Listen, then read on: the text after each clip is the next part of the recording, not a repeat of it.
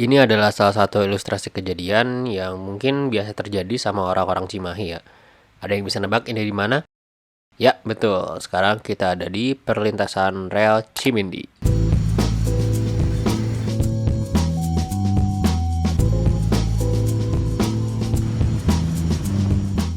Untuk teman-teman yang belum tahu, di sini itu adalah tempat perlintasan rel yang nyambungin antara kota Cimahi sama kota Bandung.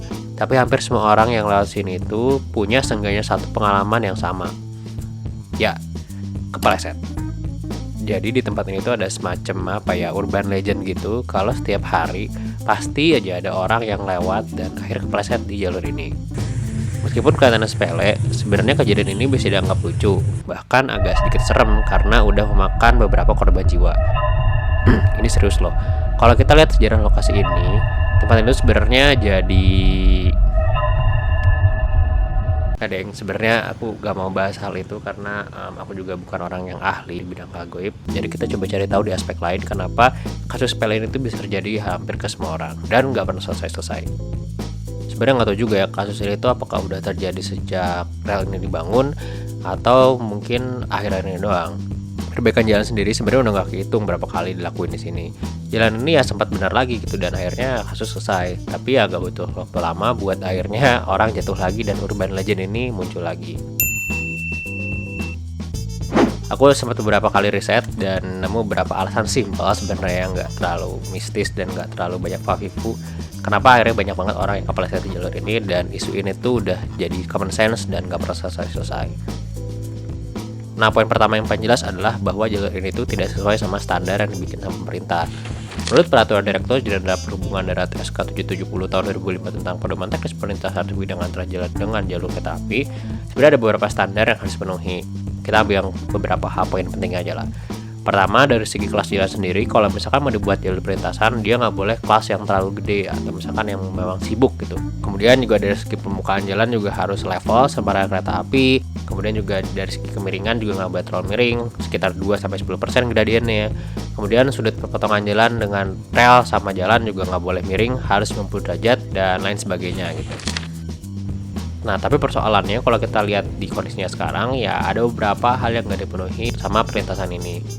Misalkan dari segi kelas jalan sendiri. Nah, selain jadi jalan penghubung antara kota Bandung dan Cimahi, titik ini juga jadi pertemuan banyak jalan. Mulai dari jalan kolektor dari kota Cimahi, lokal dari kota Bandung, dan dia juga jadi jalan arteri primer antara Kabupaten Bandung, Bandung Barat, dan sebagainya. Kemudian kalau kita lihat secara detail, secara potongan jalan antara jalur rel dengan jalan ini juga nggak 90 derajat, agak miring gitu. Dan kalau kita melihat lebih lagi, ya permukaan antara rel sama jalan juga nggak rata. Itu juga ada beberapa kayak bolongan atau gap gitu dan itu di atas toleransi aturannya. Ya mungkin karena memang selain perbaikan jalannya kurang maksimal, ya kalau kita lihat lebih jauh lagi, sebenarnya titik ini juga sering banget jadi jadi spot banjir gitu. Karena pertama secara topografi aliran air bakal ngalir ke jalur rel ini dan karena tadi perlintasannya terlalu tinggi kemiringannya, jadi akhirnya hujannya kejebak di sana. Plus juga kan kendaraan banyak lewat dan akhirnya aspalnya kekikis dan akhirnya ya udah jadi gak bener lagi.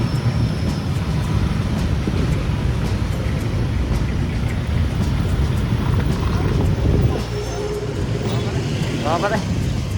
Nah, tapi kalau misalkan mau penjelasan lebih masuk akal lagi sebenarnya simpel sih, karena hal sepele kayak gitu bisa dijelasin lewat sains, bro. Nah, jadi gini, jika sebuah motor lewat dengan kecepatan X, dia akan melewatin rel dengan kemiringan sekian, kemudian juga jalur rel juga miring, plus juga ada gap antara jalan dan rel.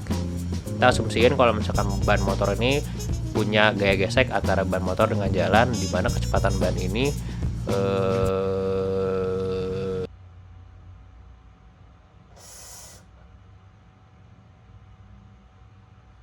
ya intinya besar banget lah kemungkinan orang buat kepleset di jalur ini ya. Hehe hehe hehe.